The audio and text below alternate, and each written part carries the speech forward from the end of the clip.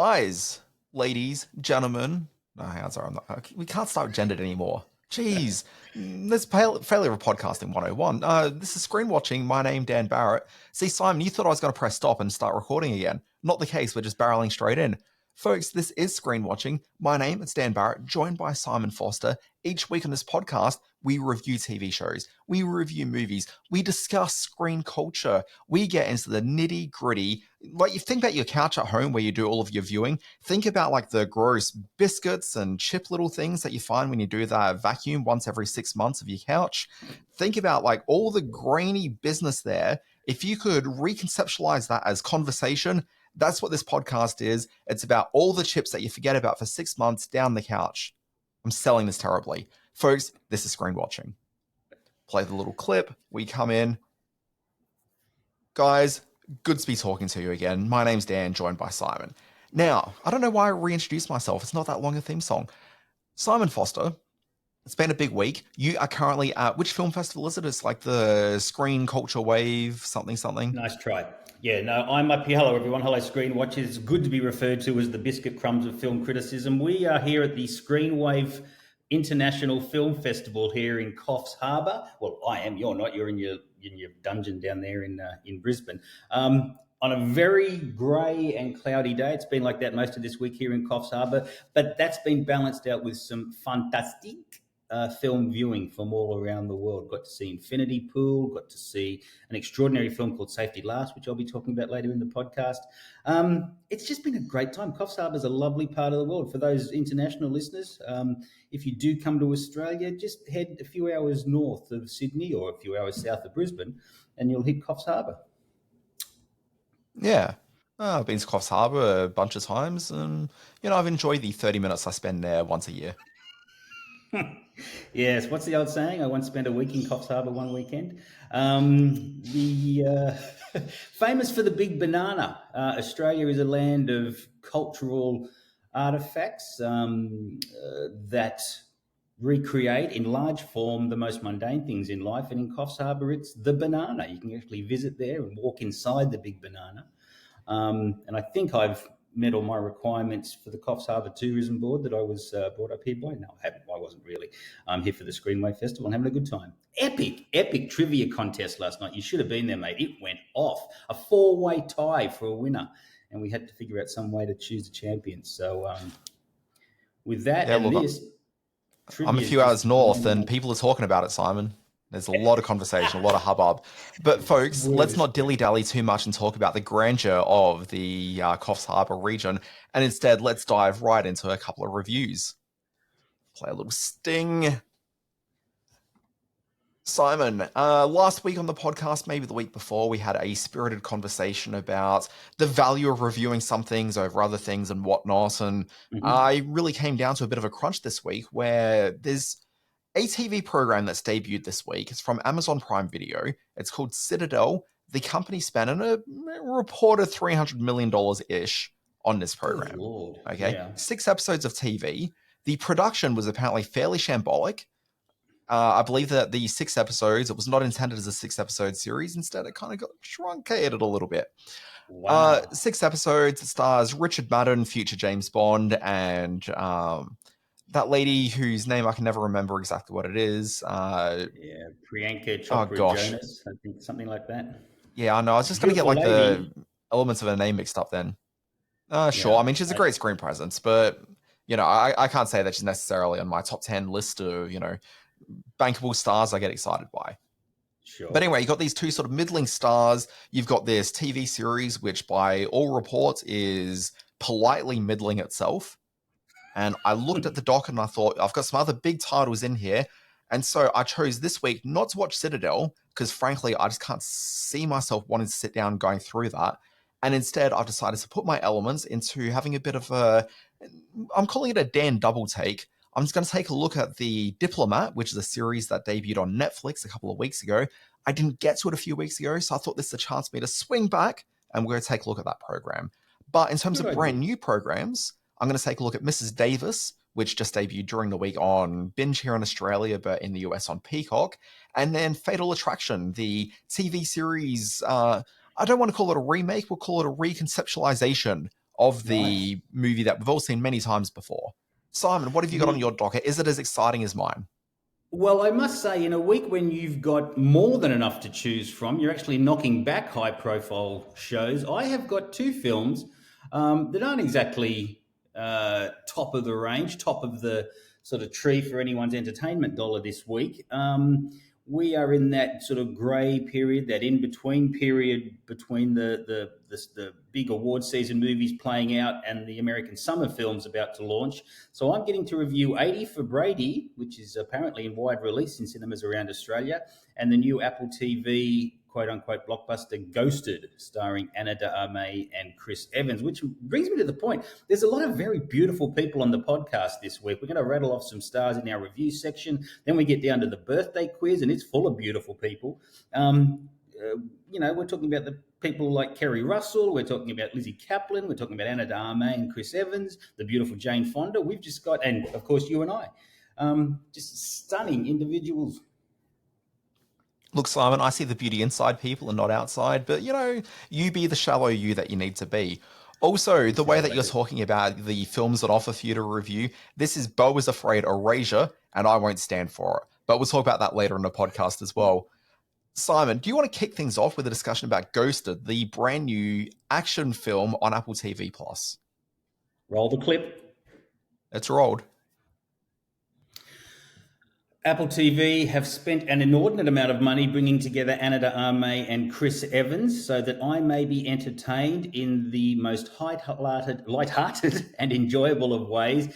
Ghosted is the new film from director Dexter Fletcher, who's a pretty slick director. He knows how to throw the images together, the sound and image particularly, for this romantic action comedy in which these two beautiful people struggle to initially make a new relationship work, then to deal with their own aggression towards each other because of how things have played out, and then to finally fall in love all over again. If you think that's any kind of spoiler, you really don't know what you're getting into with Ghosted, because this one is a very much by the formula take on the sort of romantic action comedies of yesteryear.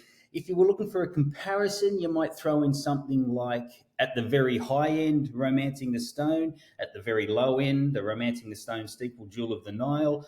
Ghosted sort of skews slightly towards the better end of things. This really is star power chemistry at work here. These two really lovely actors. I mean, there's no way around it. They're good looking people and they bring a real charm and chemistry to their role. And that goes a long way to pulling off the nearly 2 hours running time of this film. And like I mentioned previously, Dexter Fletcher, who took over from Bryan Singer on the Bohemian Rhapsody film, and whatever you think of that movie, at least it looked good in parts, he brings that to Ghosted as well. He uses a lot of films from the Apple catalogue to bolster the action scenes, and it's all cut together in a very entertaining and very sort of fluffy and disposable way.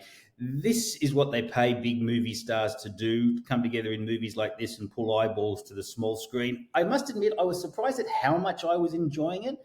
And I started to think, am I just so starved of this kind of romantic action comedy on the big screen now that I'm having a good time with this one? Is it really that good? In the end, I decided, yeah, they've done exactly what they set out to do. They stuck to the brief and they pulled it off. So if you just want a good, fun time, couple of hours, good-looking people doing silly stunts with a lot of good music involved as well, then have a look at Ghosted. It's on Apple TV. It's not a film that allows you to dive too deep into as a critic. It is what it is, and it achieves that. But watching these two stars do their thing is a big plus. Yeah. Yeah. I mean, you sounded more positive than most commentary I've heard around this film. Let's be honest. Oh, look, it's like I say, it's not going to even get too much serious criticism from my critical brethren. It totally is a star vehicle, and probably looked upon by the Apple organization as a pretty significant factor in their quarterly earnings. It's that kind of film. But when you take it in that light, the fact that it plays out as well as it does and with as much sort of energy as it does is a bonus. Yeah, so viewership for it's apparently been reportedly very high as well, which is interesting. Simon, I'm going to move on and talk about Mrs. Davis. And when I say I'm going to talk about Mrs. Davis, how do you even talk about this program? We'll play a little bit of a clip. So, look, from the outset, I've been following this production from pretty early, and so I heard that there was a TV show coming, co-created by Damon Lindelof. Damon Lindelof, in some sort of nerd circles, people who stuck around with Lost and were a bit disappointed by the end, and then went on to Prometheus and were a bit disappointed by that. Suddenly he had a black name, and people were like, I don't want to watch anything with Damon Lindelof's name attached. But what those people were generally doing is ignoring some amazing TV like The Leftovers, for example, and then he kind of won people back to a certain degree with Watchmen in the last couple of years on HBO as well. I honestly think Sure. Damon Lindelof is one of TV's most interesting, most he doesn't necessarily always deliver the goods, but you're always going to go on an interesting journey and be exposed to very interesting ideas and conceptual notions in a Damon Lindelof production. I think anyone who's avoiding a Damon Lindelof production for whatever reason is just doing themselves a disservice as a viewer. So, me seeing that he co-created a show with someone whose primary experience was working on The Big Bang Theory and then the adventures of young Sheldon when he was a boy, uh, or the adventures of old Sheldon when he's a boy, I guess, Tara Hernandez. And so I didn't really quite understand that sort of partnership, but it plays out as a pretty good TV program. Now, you hear the logline for it, which is faith and technologies are at odds as a nun confronts an all-knowing, all-powerful artificial intelligence called Mrs. Davis. You hear that it's a nun versus a AI machine, and you kind of think that it's going to be some sort of techno thriller. Like there's a version of it which is just as boring as Citadel is reportedly. Okay, like you can kind of like see it being that kind of a program where it's long and ponderous, and you have to wait till episode 3 or 4 for it to get good. And honestly, I've got no appetite for that kind of thing anymore. But this is a show that isn't slow or ponderous. It is a fast moving, funny, witty, very strange TV program, which is light, bright, and airy. And boy, Simon, is it effing strange all the way through It this is thing. very So you're strange. Betty Gilpin.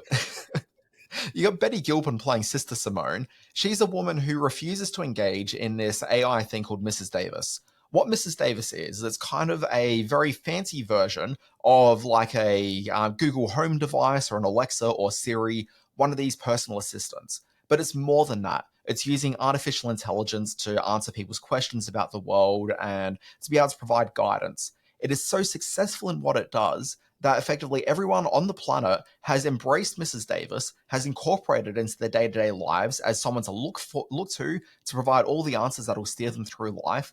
Wars no longer exist. There's no real violence or sadness or anything because people are living their best lives thanks to Mrs. Davis.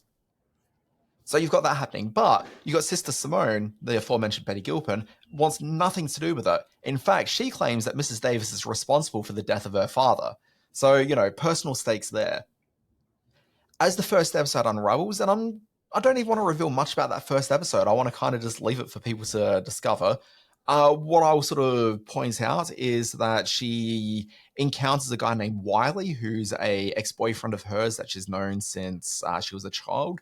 There's a figure which, and I don't even know how I want to say this sentence because it may be saying more than I want to give away, but there's a man who is her husband and he runs a falafel store. That's probably enough. There's also a boss in the back room, okay, and it may be a family business. That's all I'm saying there. Look, you've made it What else even can I more do? confused. You've made it even more confusing than it is to watch. But that first episode unfolds in such a nutty fashion, and her introduction in with the car accident scene or the fake policeman scene is just so bizarre and off kilter, and introduces Betty Gilpin in a way that I haven't seen her play before. I've seen her do quite serious stuff or be the strong sort of moral center of things like Glow um, and that movie The Hunt, I think it was called. She was a very Mm. stony face and stoic presence in that. But in this Also, I one, believe written she by one Damon unleashes. Lindelof. Yeah, exactly. Yeah, so she's obviously got she's in on the whole Lindelof vibe. And what you said about Lindelof was true. He flew sort of too high too quickly for a lot of people, bouncing from Lost to Alien. He seemed like the hot screenwriter who maybe wasn't earning his place. But you're right, he has bounced back with some really good shows in recent years. I mean, I'd contend he always earned his place. I'd say that the end of Lost just kind of I think, got away from them. They had a plan in place and then went on many diversions, which was very interesting and fascinating, and built the show into a different place than where they needed to swing it back to at the end. And so I think that's where the real sort of dissatisfaction with that end came from. But this is a show that, as we've mentioned, has Betty Gilpin in it. Jake McDorman, who I kind of half know by face, playing this character Wiley. But there's all these amazing, great supporting cast members that crop up through the first, I think it's just a one-season show. I haven't reached the finale of it yet. I don't think that's... it's going out weekly, so I think there's a few weeks before we see that. I think it's one and done, so I'm not really quite sure.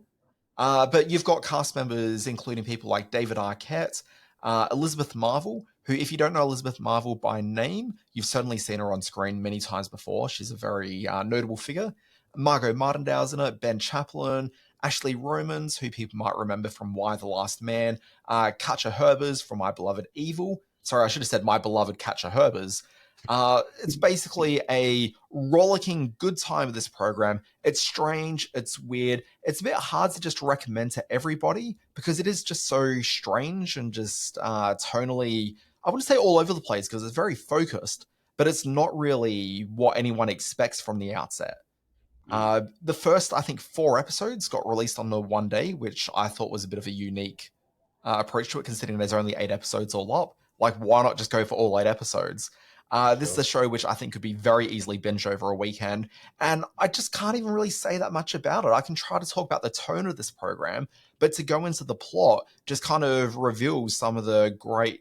because if you think about the idea of Lost and the idea that there were various mystery boxes sort of scattered through it, the same thing kind of exists in this TV program.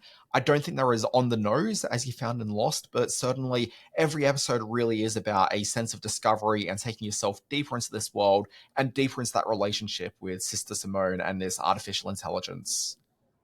I totally agree. Sorry, the last detail I think I probably need to share is that Mrs. Davis ends up recruiting Sister Simone through this first episode to go hunting after the Holy Grail. Yeah, that's right. That's the sort of show this is. You can't describe it. It's critic-proof because critics can't talk about it without ruining the whole thing. All I'll say is great performances, very fun tone. You've never seen a nun that kicks as much ass as this, except for the many other TV shows on the air right now with nuns kicking ass. It's magnificent. It really is. It's a good fun. Having watched the first episode, I'm totally on board and really looking forward to the rest of them. It is on where are we watching this? In Australia on Binge, in the US on Peacock. Beautiful. Shall we jump straight into 80 for Brady? Oh, please do. And if you feel that you don't want to go deep into this one, I understand. All righty. Based on a true story, 80 for Brady is the story of 4 women, 4 elderly women, mature age women, as we say nowadays, who have a deep infatuation with star quarterback for the Patriots, Tom Brady, and who, in a moment of thrilling exultation on their part, they decide to up from their armchairs and head for the Super Bowl when the New England Patriots make that storied sporting event. The 4 ladies in the cast are probably the key reason to watch 80 for Brady, and I'll come back to why you probably should watch it. Jane Fonda, who looks more beautiful than ever. She's just so lovely and funny in this film. Sally Field, Rita Moreno, and of course Lily Tomlin. They play these women as lifelong friends who've had a whole series of ups and downs in their life. The most sort of significant and recent one being Lily Tomlin surviving cancer and the treatment for cancer. And during that time, it was when they found their infatuation for the quarterback, and it sort of bonds them in these sort of later stages of their life. I should point out that Sally Field isn't quite 80, and it is a running gag through the films that she's not 80 like the rest of them. And she plays it very funny. So what happens is these 4 elderly women, they get in a car and start heading for the Super Bowl, and along the way get into a whole lot of kooky adventures. The film is very slight on plot. Once it's set up that these 4 women are going to the Super Bowl, it kind of just follows them on a series of wacky moments on the road trip across the US. Most of it taking place at a sports convention where they get to, play passing competitions and do quarterback drills and get into a dance contest and all those sort of funny things that, look great on screen when old people do them. This does sort of get very close to that awful kind of film that I really dislike, that movies for old people written by young people, where they make old people do sort of kooky kid things and think it's funny that they're acting silly. This one has moments like that, but it also has moments that these actresses pull off where there's a bit of a deeper meaning, and probably has a lot for the audience that this film is keen to attract, which is certainly the mature age audience. Having said that, I guess I'm 55. I guess I am the mature age audience. I had a good time watching this. Once again, in much the same way that Ghosted is for a certain type of movie watching experience, so is 80 for Brady. The way it plays out and the chemistry that these four actors have on screen is pleasing, to say the least. And while neither of my films this week are going to hold up to too much sort of critical opinion or long-term respect, they're a good watch for 90 odd minutes or so, or 120 minutes in the case of the other one. 80 for Brady is in wide release. And if you need to take your mum or dad out to the movies this week, then this is the one to do it for. So I guess my ultimate question is, when I'm thinking about where I want to spend my Jane Fonda dollar, do I go and see 80 for Brady, or do I hold over a few weeks for book club The Next Chapter? Yeah, we're in the middle of a Fonda renaissance, a Fondaissance at the moment, with her in a lot of screens around the country. Or you can settle in for a new season of Grace and Frankie, which can't be too far off, with Lily Tomlin as well. Yeah, look, it's great to see her on the big screen. And I don't like sort of focusing in on some work she may have had done, because that's just a part of a Hollywood existence and sort of what many aging actresses have to do to keep getting the parts. But she's been very careful about how it's done, and she looks stunning on screen. The years as a aerobics instructor, the world's leading aerobic instructor, has certainly paid off. Having said that, so do all the other ladies. They're incredible on screen together, and it's a joy to see these mature age actresses doing what they do best. The other point I should quickly make about 80 for Brady is that it's produced by Tom Brady, so at times it feels a little bit like a nod to himself. I don't think it's any sort of surprise that Tom Brady's a man with a bit of an ego, but I guess you have to be the biggest quarterback in the world. But it also was made fairly cheaply and sort of topped out around the $45 million mark at the US box office. So there was a lot of talk about this film being at the forefront of bringing the older viewer back to the cinema in the wake of COVID, because that's been sort of maybe the hardest demographic to get back out of the house and along to the cinema. So there's been a lot of chat about that, and good on it for achieving those goals. Yeah, just a couple of things. One, Jane Fonda's been very open talking about the mistake she made getting plastic surgery, so that's probably something. She didn't like it. We listened on the drive up here. Actually, we listened to the Julia Louis-Dreyfus podcast that had Jane Fonda on it, and it was a really open and sort of quite a lovely discussion these two women had about aging. What's it called? Wiser Than Me, or You're Wiser Than Me, or something like that. I think Wiser Than Me. Yeah, look, I also listened to that last week. Yeah, and she wasn't happy with it, and I was going to say, I find that podcast to be a little bit overly precious. A bit precious?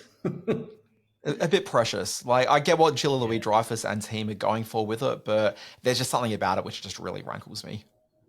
Okay. Yep. Yeah, Fee said the same thing, actually. My wife. So check out 80 for Brady in cinemas now. It'll probably be on streaming within the month, but it's worth checking out anyway. It's a lovely film. Yeah, sorry. The other thing I was going to say is, I'm sorry to break this to you, but Grace and Frankie actually finished a year ago. In fact... the whole thing? In fact, Simon, we are right now, as we record on the 29th of April, marking the anniversary of the final release date for the end of Grace and Frankie. Wow. How about that? I thought it was still an ongoing concern. Never seen an episode, but I'd love to, because I've heard it's very good. Well, maybe you should watch it before you start, declaring the sadness that it's gone. Anyway, Simon, look, I'm just going to move on. It's fine. Look, I want to talk about Fatal Attraction, the brand new TV series that has brought the 1987 film into the modern day. And boy, are the results something.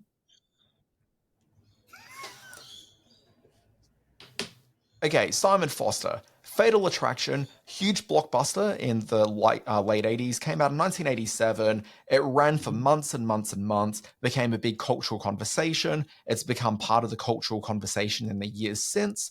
We still talk about like bunny boilers. We're talking about a film that was about a hapless, everyday man played by Michael Douglas who has the misfortune of the one time he has an affair with somebody and it is a hot, steamy weekend.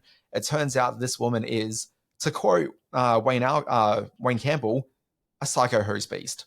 She goes crazy. She kills the family bunny. It ends with the wife protecting the family unit by killing off the Glenn Close character.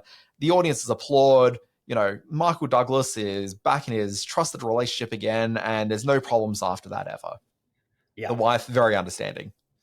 Yes, the wife is very understanding, and the ending was completely reshot when audiences said, "Well, Simon, this is where I'm heading." Okay, so the production of Fatal Attraction changed quite a fair bit during the conception of it, and it ended up reaching a point where it had gone through a number of focus groups and executive briefing notes to the point where they reshot this ending to give it this cathartic moment where they bring this family unit back together. But if you get on YouTube, you can see the original end of this movie. However, you know, the finished film is the finished film, and this is what people have known it from culturally, you know, since 1987. So when it comes to the modern time where they've got all this intellectual property sitting around and somebody's taking a meeting and they're like, hey, look, here's a few things you might want to look at. And somebody's going, Fatal Attraction, that seems interesting. I've got a take on that. Okay, this is kind of where we find ourselves. So we find ourselves in 2023, the need to create a Fatal Attraction TV series which takes what is a 2-hour story and blows it out into many, many episodes. But also it takes a story that has that problematic aspect to it, which doesn't really fly in the cultural current discourse. So what they've done is they've reconceived the program a little bit, where we're actually now in the modern day, but the story takes place in two time periods. It takes place today, where Joshua Jackson, a stand-in for the Michael Douglas character, and boy, when I think Michael Douglas, Joshua Jackson is obviously the person I'd get to cast that role. Sure. You got Joshua Jackson with some very grey, sort of big hair. He's coming out of prison where he's been for the last 15 years because he's been in prison for the murder of what was the Glenn Close character back in the day. That character played by Lizzy Caplan. Okay. Interesting. We also see in the other timeline, the timeline where that relationship develops and devolves. So that's going on. And you think about the premise of this thing where you're looking at him having come out of prison for that murder, but plot twist, and I'm just going to ruin the end of the episode, he suggests that maybe he wasn't actually responsible for murdering her and that he was framed. What? So what? Yeah. So they've layered in like this sort of mystery around this. And you think about what they need to achieve in this show, which is for it to be a 2023 version of this story from the 80s that is just culturally a little bit gross these days. And was a little bit gross back then, but audiences were more than happy to applaud it and go along with it because that was the general mood of the times. The whole discussion back then was it came out of the AIDS sort of fear, and that having unprotected random sex with strangers is going to lead to something horrible and dangerous. So there was a whole AIDS element to it. Culturally, it's different. Yeah. There is that context that needs to be sort of placed in there. But if you think about it from a 2023 context where they need to do these things, what you can do by having the flashbacks and the murder aspect of it all is that you can discuss some of the cultural changes between then and now, what was permissible, what isn't, and you can look at both time periods through different lenses. Like there's a really good, and obviously it's 15 years ago. It doesn't mean that the flashbacks to like when the relationship took place was 1987. 15 years ago is obviously the mid 2000s, if not late 2000s at this point, reminding us all how horribly old we've all become. So anyway, that's 15 years ago, which I mean, it's not even double that, which 1987. Like you have to go further back than that again. Stop reminding me that I saw it twice at the movies, okay? Would you please stop bringing up how old the movie is? Oh, gosh. You know what, Simon? I was 7 years old when Fatal Attraction came out. And I'm in my middle age now. I think I saw it with my first wife. There's been 7 wives, everyone. Okay, so So, like, you've got this framework where you can actually really explore what's going on. And I reached the end of that first episode going, you know what? I haven't exactly been entertained by the hour I've just watched, but I'm going to barrel ahead and take a look at the next one because this looks like where the woman, now played by Lizzy Caplan, is going to meet up with him. And, like, well, they've already kind of met, but this is like where the relationship really starts happening. And as we all know from that movie, this is where things are going to get hot and heavy. And at this point, Simon, I'm just going to say, what the fuck are you doing with a Fatal Attraction TV program, which pretty much removes all the sex out of the program? It's not a sexy drama by any means. And all you've got is a really hollow, morally compromised drama that you're running through, which isn't an interesting morally compromised drama. It is a chore. It is a dull, dull, dull TV program. And I have no idea why this program exists.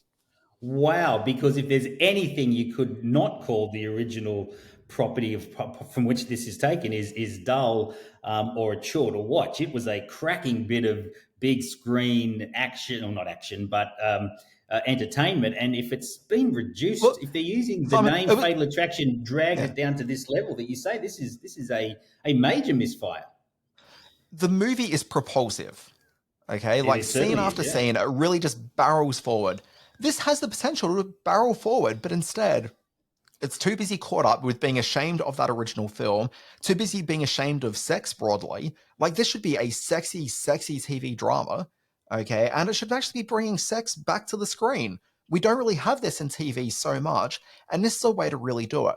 For years, people, I've definitely been guilty of it, have talked about the fact that it's hard to do horror as a TV program. Actually, sorry, let me just circle around a little bit. So, Ghosted, there's a conversation happening kind of right now following an interview with Dexter Fletcher, the director of the film, okay, where he's talking about how he made a number of compromises through the film because the intent for it was to be released to a streaming audience and not a cinema audience. People watching Right. at home have a different visual expectation of what's happening on screen versus if you go to the cinema for it. So his original conceptualization, the film was going to open with a very long panning shot that lasted a couple of minutes.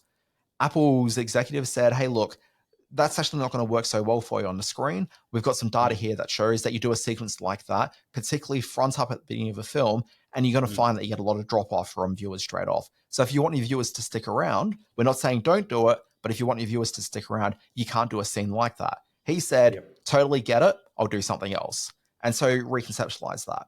So you have to think streaming, something that happens on a small screen at home where you've got the ability to turn something off or pick up your phone and play Wordle, which is what I did through episode 2 of Fatal Attraction as I started getting bored by it all. Doesn't necessarily work. Horror Yeah. is a genre where people have looked at it saying doesn't work on TV because horror often works with like very strong tension building moments, okay, to get to like really sort of get underneath people's fingernails. But I would say in the last couple of years, quite a number of visionary TV directors have actually found a way to bring some very scary content to the small screen, both Yeah. in serialized dramas as well as movies made. And look at the Shudder platform. Like, you're seeing a lot of stuff produced for Shudder, or at least acquired early in by Shudder. And like Oh, that goes the gangbusters, Flanagan and its series. audience who are willing to go with it. The Yeah. Flanagan So you series can of find a House way of to Usher. do it. Yeah. But like, you look at the modern era where, sex has been pretty much removed from TV because it hasn't really worked. Traditionally, TV has been broadcast. And so it's hard to do sex in broadcast TV because you've got a lot of mainstream audiences that probably aren't necessarily after anything too explicit.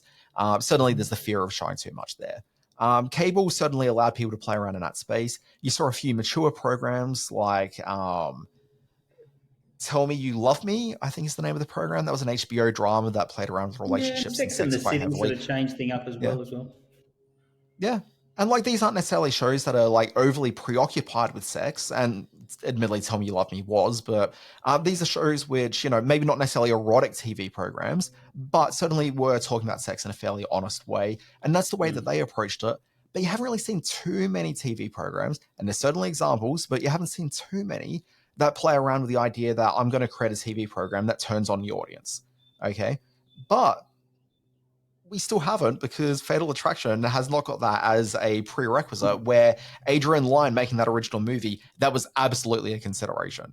Yeah, absolutely was. Gee, that's such a disappointment to hear because the words fatal attraction as you said at the top of your review, it carries such weight with a generation of movie watchers and really represents a fairly adult perspective and a fairly complex perspective on promiscuity and infidelity and all those sort of things. To have it turn into what it sounds like a fairly toothless bit of television is such a disappointment.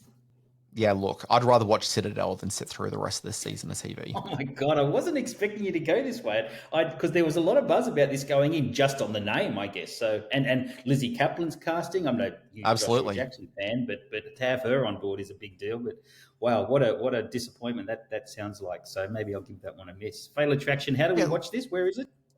I mean, I wouldn't, but also it's currently streaming on Paramount Plus. And keep in mind, there are bus ads and billboards everywhere for this thing. They're putting a lot of marketing resource muscle behind this one.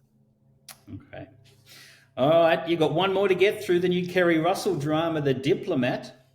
Yeah, so look, I'm going to be super quick on this one because I talk too much about Fatal Attraction for my taste. Basically, The Diplomat is a series that had zero buzz whatsoever when it debuted. It was barely a blip on people's radar. The premise of it is it's kind of a bit interesting in that it's set in London, which I hadn't really quite expected. But it's a US diplomat. She's ready to go to... I didn't get that. Could you try again? Siri, just try a bit harder. You'll understand. We'll get there The eventually, AI, buddy. Davis is coming for you. It's the AI. No. Mrs. Davis is a very smart AI. This is certainly artificial, but that's as far as I can really sort of give it credit, Simon. But anyway, you got this diplomat. She's supposed to be going off to the Middle East where she's going to do some actual real work. She's got her husband, who's a man who's got a very storied history as a diplomat working in the past. Unfortunately, he's a much larger than life sort of a character. And as a result, he's been more or less ostracized by quite a number of people working within the machinery of government. And certainly there is a reference at some point made to the fact that he's never going to be sent on an overseas trip again.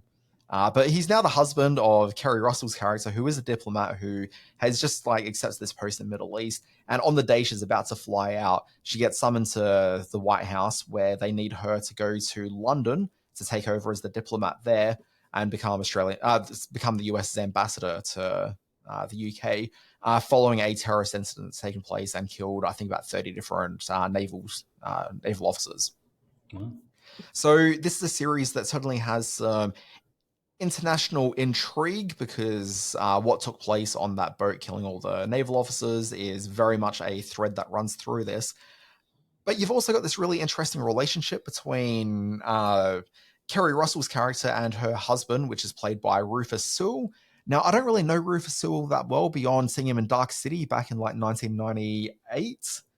I'm sure I've seen him in things since, but he's incredibly charming and charismatic in this, and it made me think, Guy, where have you been for all of my viewing life? I want to see more of you. You're great. And Keri Russell, I think, is really quite fantastic as well. He's always been on this cusp of being kind of a star or an always reliable bit of casting, but never quite breaking out into that A-list sort of leading man type of thing. I've often been, and because of Duck City, I've always followed what Rufus Sewell does. Having said that, I can't tell you anything else he was in, but good actor. Yeah, I'm just at the moment just rushing around trying to find the Rufus Sewell IMDb or wiki to see what he's been doing. We've probably seen him in great things apparently he was in the John Adams miniseries. He was in Marvelous Mrs. Maisel. I don't remember him being in it, but I'm sure he was. That's your show. He was How can in you Man not of High remember Castle. that show? I've seen him. I don't know he was in it for much.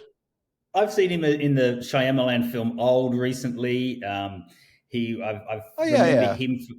So he works constantly, just never quite in that leading man capacity. Yeah. I'm just looking through. I've watched a bunch of things he's been in, and he just hasn't registered really in the slightest. Yep. Wow. Anyway, Simon, getting back to it all. Basically, the overall tone of this thing, I heard lots of people refer to it as a bit like The West Wing, and I totally get that because creator Deborah Kahn was a West Wing writer in the later seasons of the program. So she was there from seasons 4 through 7, apparently. So certainly enough to get a little bit of the Aaron Sorkin era of the West Wing, but certainly a major figure and really became quite prominent on that program as a writer through those final Sorkin-less seasons. And when you watch this, there's a spirit of levity that you get from those early Aaron Sorkin episodes of The West Wing that are certainly infused through this, but it is also a lot more sort of harder edged in terms of its approach to a lot of the international sort of dealings. So there's definitely a lot of light and shade taking place in this one.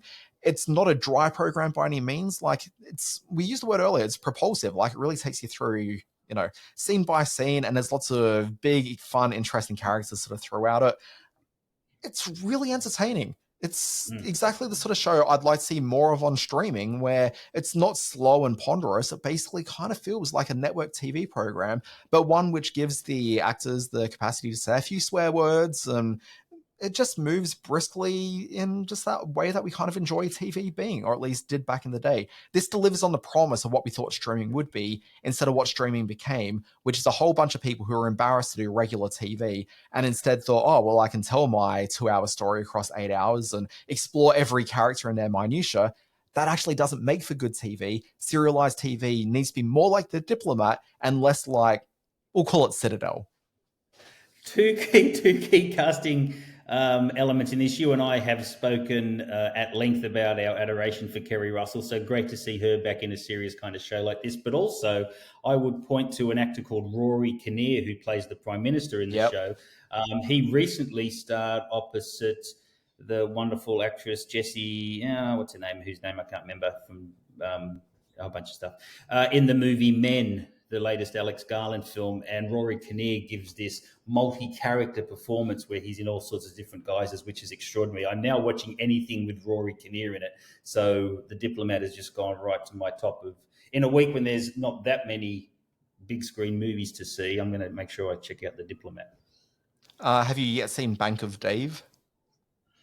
No, I haven't seen that at all, but I understand that's getting a lot of buzz out of the MIP market over in Cannes as well. I read that. That's what I thought this was. I thought he was in this, but he's everywhere at the moment, which is great because he's very good. Yeah. So anyway, Diplomat, I'm loving it. It's incredibly entertaining, and I got through about 3 episodes last night when I started pressing play, and I'll probably finish it out before the day's done. And it is where? How do we watch this? Which of the networks is it on? I'm not sure if you heard of this one. Netflix is the streaming service. I'll check it out on Wikipedia. All right, it's called The Diplomat. Well worth a look. Which, God, if ever we need an intermission, it's right now. Play the sting. Okay, Simon. Here was the concept of the intermission. All right, hit me with it, because I'm still not quite sure what we're talking about, but I'm kind of interested because it reads well. Here's my blurb, and it does read well. Like, this reads fantastic. And let me take you on a bit of a journey with it. Okay, here's my concept for our middle bit here, our intermission. Mrs. Davis is about a nun fighting an evil AI. Stories help us address our hopes and fears about how we engage with the world and where we are heading as a people. Naturally, our stories, since the dawn of screen culture, have focused on our relationships with technology. And so I thought, what are the films and TV shows that we felt have had something of value to say? And how has that message held up over the years? Now, I put that out there, and I thought this is kind of interesting. So, so like, films are fairly reflective of the times we live in and our concerns and our fears and whatnot. And when a film's released, like, that may resonate with us, but as time goes on, Fatal Attraction being a good one. We talked about the rise of AIDS and sort of concern about having, sex with strangers and how that could effectively have repercussions. That makes sense in 1987, maybe less so 10 years later, and certainly less so 2023. So what are those stories? And so I put this down here with some very firm ideas of things I wanted to discuss. And last night you texted me saying, I don't know what you're talking about with this middle bit. And I was going to respond back, but it was a bit late at night and I actually fell asleep on the couch. Okay. I was going to respond back and say, I had some really good ideas for this, but I actually forgot to follow through and jot them down, because when I was thinking about it last night, I actually couldn't remember at all what I wanted to talk about. All right. And then I've had a busy morning. So Simon, I actually don't really know what we're talking about at all here, except there was one thing I had in mind when I came up with this thing that I thought I could talk about, and maybe that may stir us to be able to fake our way through the segment. All right, okay. And I've got a few here. I interpreted what you wrote there. So I've got a few that maybe, from my interpretation of that intermission definition. Whew, wow. So let's hear what your one is. Where are we coming at from? Okay, so this one here, and this is what I thought about, and it came very much off the back of Mrs. Davis and the concerns of that. But I was thinking about the 1984 MTV movie Electric Dreams. Now, Electric Dreams, Oh, there we go. Okay, well, the primary concern of Electric Dreams is that, and it's an easy jump to because we're coming straight off the back of Mrs. Davis. But the thing with Electric Dreams, it was very much about a guy. If you haven't seen the movie, you can find it on YouTube very easily, and you should. It's fantastically entertaining. It really is. But it concerns a guy named Miles, who's a guy who's just like an everyday man. He's an architect, and so he ends up going to the shops to buy a replacement. What do you call it? Personal organizer. If you remember those from back in the day, effectively a fancy calculator that also stores like calendar dates for you. He goes to buy one of those, but he gets talked into buying a computer, and the computer ends up gaining some sentient life and starts taking over his life. But the concern of that movie is very much about where we place those boundaries between our personal lives and letting technology play a role in it. A personal organizer might be like what we're really after from a device, but do we necessarily need something that will turn on the coffee for us and will essentially fall in love with our new next door neighbor who's a cute girl that plays the cello? And the answer to that is probably not. So where does that line rest? And if you can punctuate that with an amazing song by Phil Oakley, then, let's load it on in there. Put in some Giorgio Moroder as well, and you got yourself a classic that I'll be bopping along to every time it plays in the car. So, does that hold up in the modern day? Absolutely, that holds up.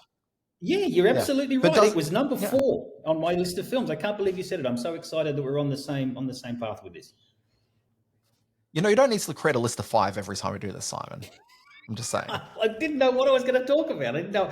No, they were sort of fallback options, so we'll see. Cool. Well, throw me another film. What have you got there? All right. So, in terms of technology, and in terms of me being a tragic sci-fi nerd, I can go all the way back to how Fritz Lang interpreted the future in Metropolis, and how we're all going to worship this false idol of technology, and this German expressionistic film, which is now nearly 100 years old, really did tap into what we're going to be.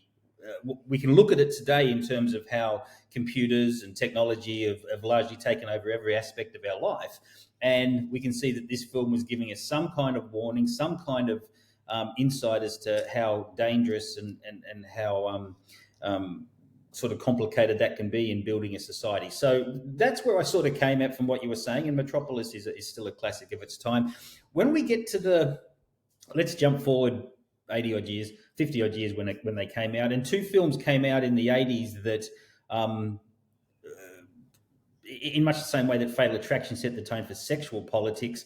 The day after, the 1983 Armageddon film, the nuclear war film, made us look at the realities of what we were all thinking may happen in the case of a nuclear war, and reconsider it, and go through a whole series of social changes that built up this sort of fight against nuclear proliferation and nuclear technology for defense that I think caught everyone by surprise. The film itself is a little bit cheesy in an 80 kind of way, but its depiction of even in that TV movie sense of what happens in the wake of a nuclear war got everyone talking, and still packs an incredible punch to today. There was a documentary a couple of years ago, whose name I can't remember, which looks at the impact of the film and how it went all the way to the UN and got people talking about scaling back our nuclear armament. So that's important.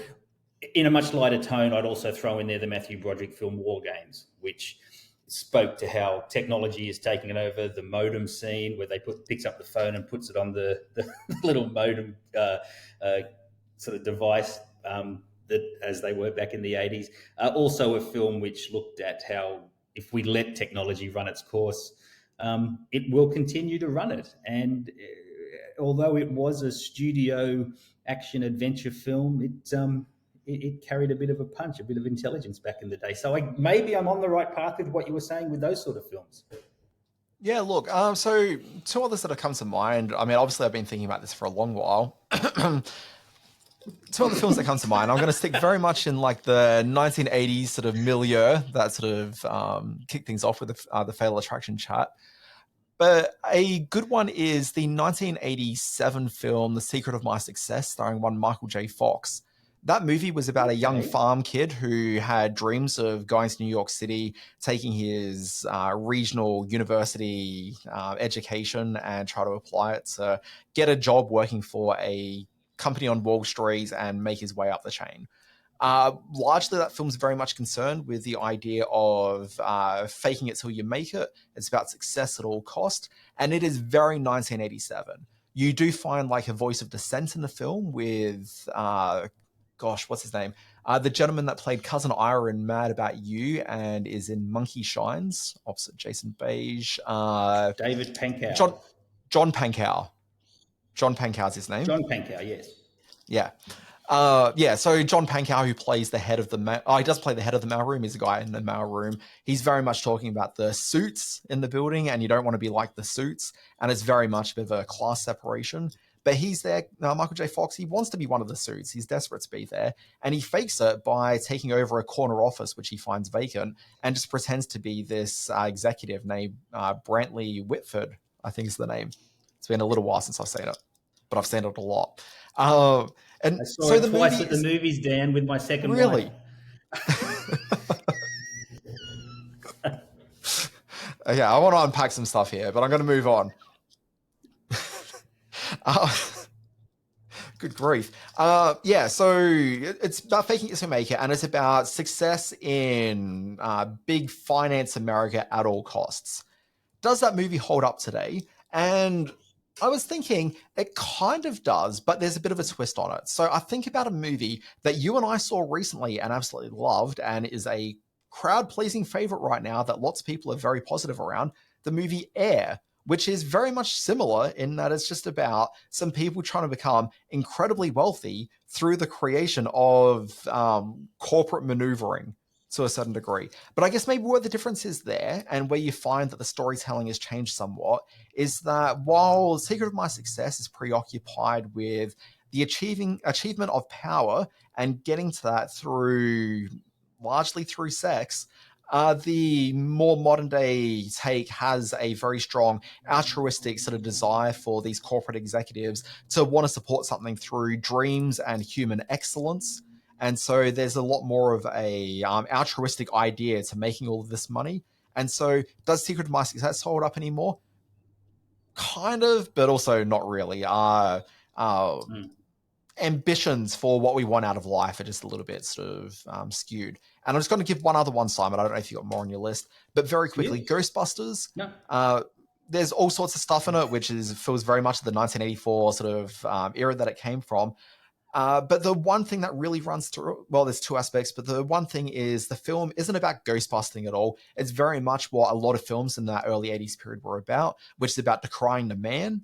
Okay, it's about, some wise-ass people, mostly comedies sort of focus on this. And you can see where that shift happens between 84 of Ghostbusters and just 3 years later with Secret of My Success, and where that power imbalance is. Because Michael J. Fox, he wants to be the man. But back in 1984, you didn't want to be the man. And so it was basically just these guys who are just doing whatever they can to become small business owners, just stick it to the man any opportunity they can. But this leads towards that issue in that film where the villain of it is a representative of the government from the EPA, who everything that guy Richard says is completely on the money. No, the Ghostbusters shouldn't be running a nuclear device like underneath a building in New York City. That shouldn't be happening. There should be tests. There should be regulations on what they're doing. Just like three guys who are like, oh, we know what we're doing. That's not enough. There should be greater oversight as to what the Ghostbusters are up to. And as much as I love that movie, boy, that aspect of it does not hold up. Yeah, there was an interesting... I literally remember reading a review of the Ghostbusters back in the day where it takes a pretty ballsy studio film to make your villain a representative of the Environmental Protection Agency. That's kind of a big deal. All right, well, that was a really good intermission. Do you have anything else left on the list? Or? No. The only thing I had written down, and it's another, I come at this from another sort of technological aspect because it was based on Mrs. Davis. I was looking more at technology thing. Yeah. And the film was a flop when it was released, was the Johnny Depp film Transcendence. It's kind of a silly film and not a lot of people saw it in the end. But the notion of sending the subconscious or the conscious of the deceased into the cloud and then trying to control it from there. Maybe we'll be looking at transcendence 100 years from now when that sort of technology has been achieved, and maybe we'll be looking at it in the same way as we look at Metropolis. That's probably not going to happen, but but it's worth considering that it may become a very prescient and sort of film of its time. We look back off and go, hey, Johnny Depp warned us all those years ago. We should have been careful. Anyway, that was a good intermission. That kind of worked out pretty well. Imagine not listening to Johnny Depp. Okay, I play a little sting. Simon, this day in history. Hit me. What do we got? No, I do want to mention very quickly what else have I been watching. I do want to mention in this segment, during the week I had one of them. Fine. Okay. Yeah, I just want to mention Safety Last quickly. We'll cut this out and jump straight. Simon, let's start the segment again. Yep. Okay, Simon, quickly, let's do what else have you been watching? Very quickly, what's been going on?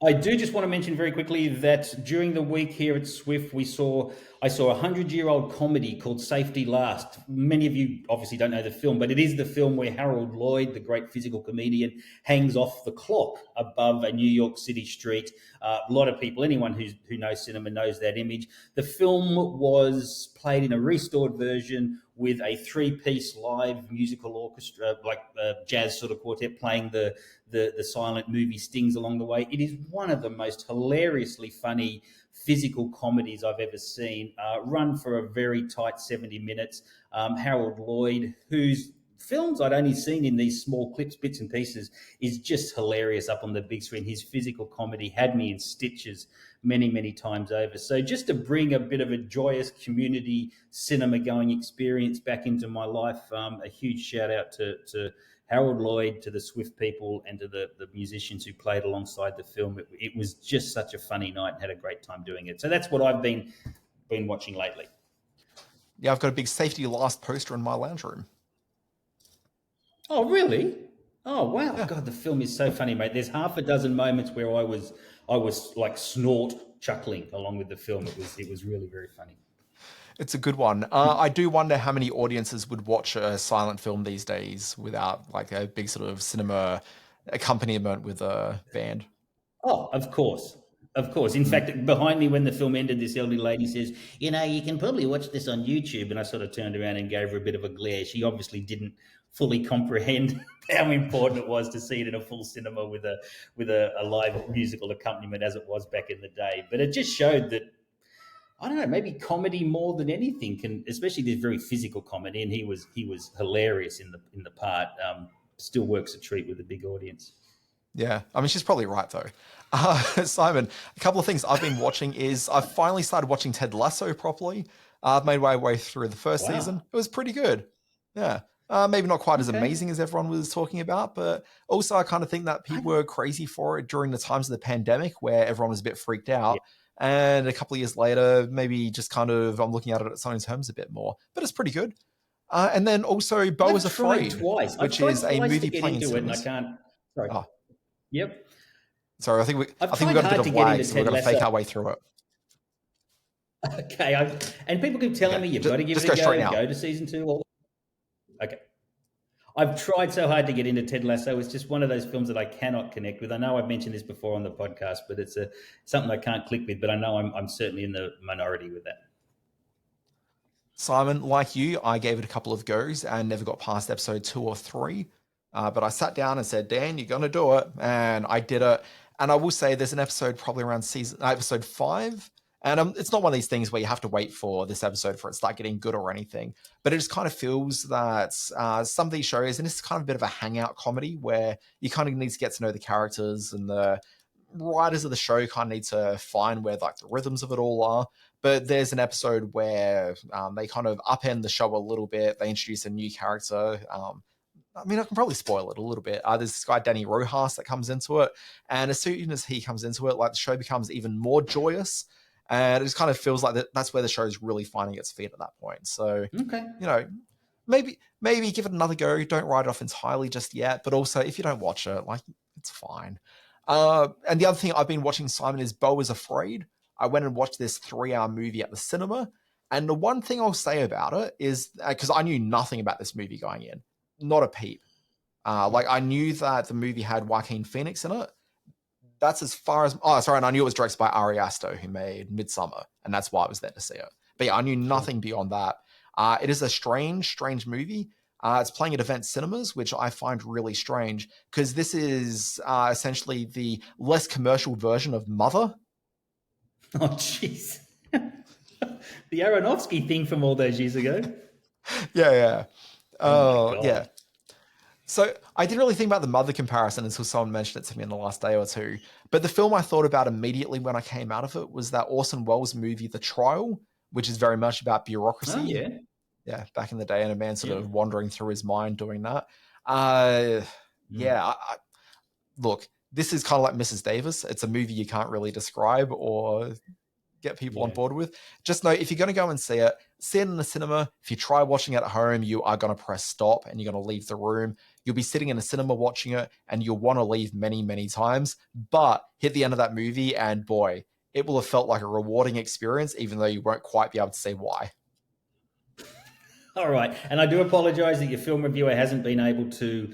This was in sort of the drive up here to Coffs changeover thing, so I just haven't been able to see it. It's closing the Swift Festival up here in a few days' time, so I'll make sure I catch it then and maybe weigh in next week. But I have read comments from the director, Ari Aster, whose words were, "I can't believe A24 gave me money to make this," which is always a good thing to hear your director say. I'm super keen to see it, but we'll check it out in the weeks ahead.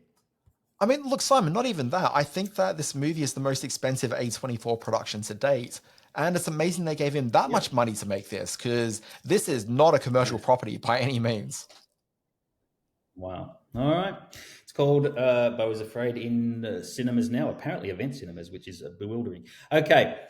This day in history, Dan Barrett, I have got some challenging questions from you. April 29, 1953, an episode of US ABC series Space Patrol is broadcast using what experimental advancement for television?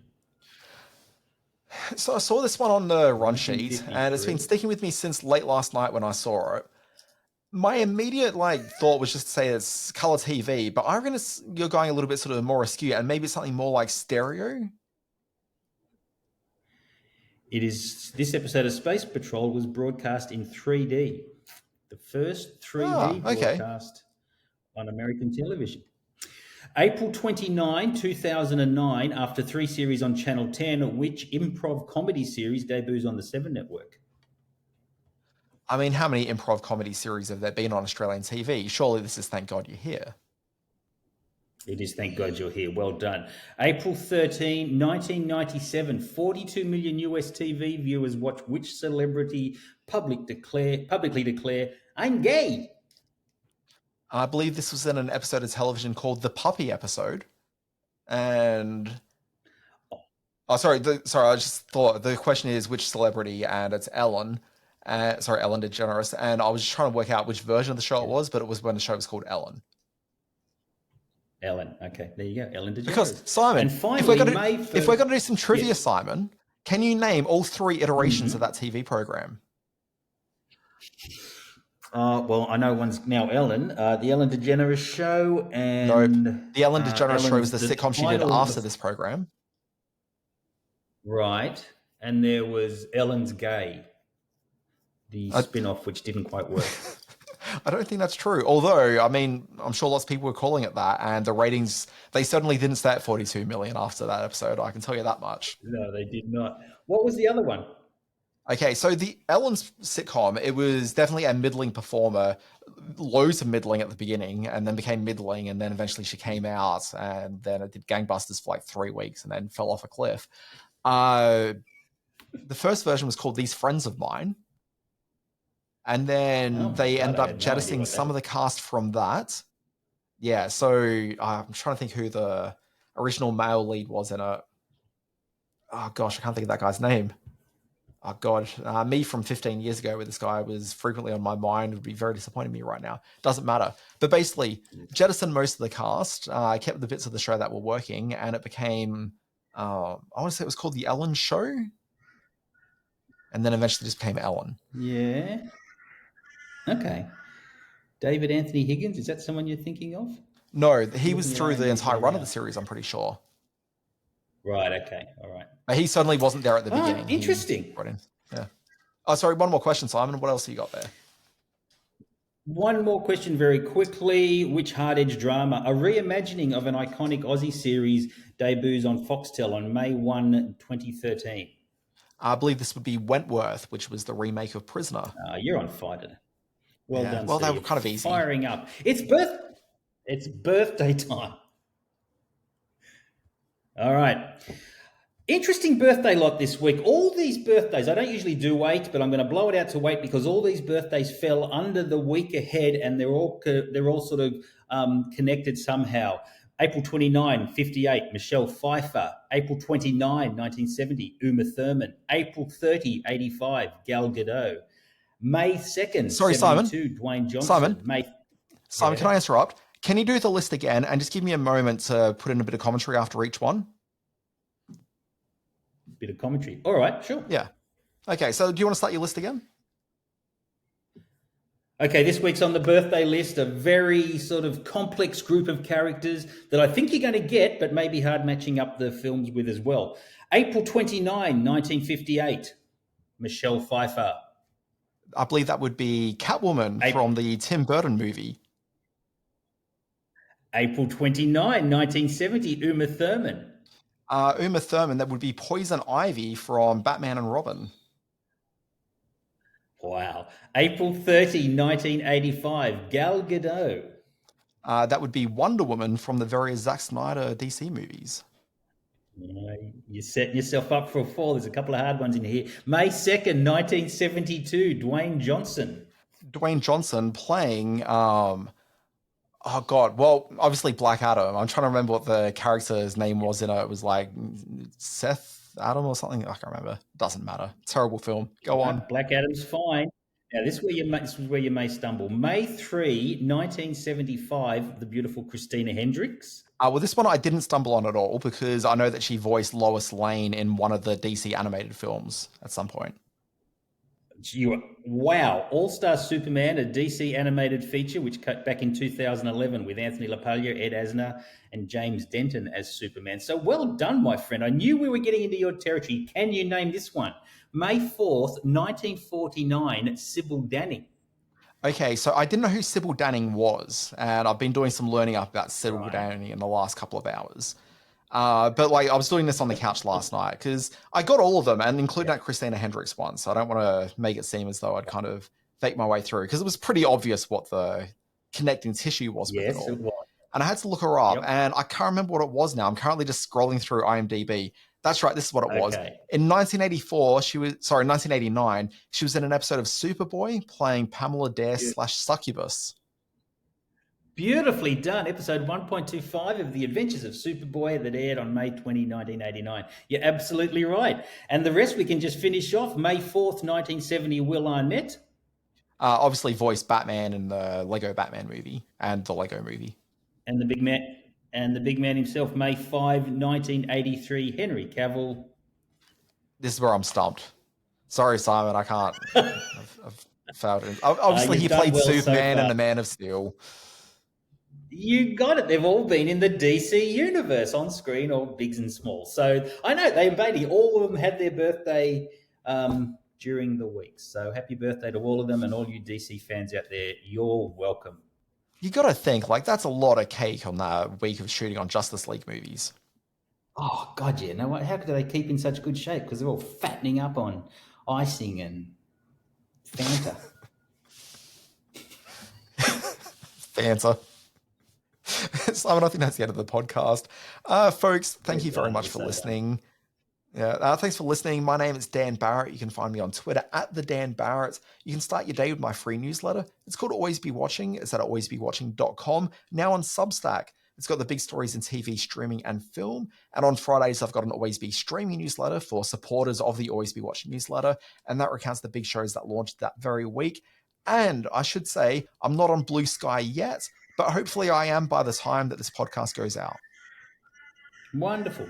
At Simon R. Foster1 on Twitter. Read my words at screen-space.net. All things screen watching are at our socials. At Screen Watching Podcast on Facebook. At Screen_Watching on Twitter.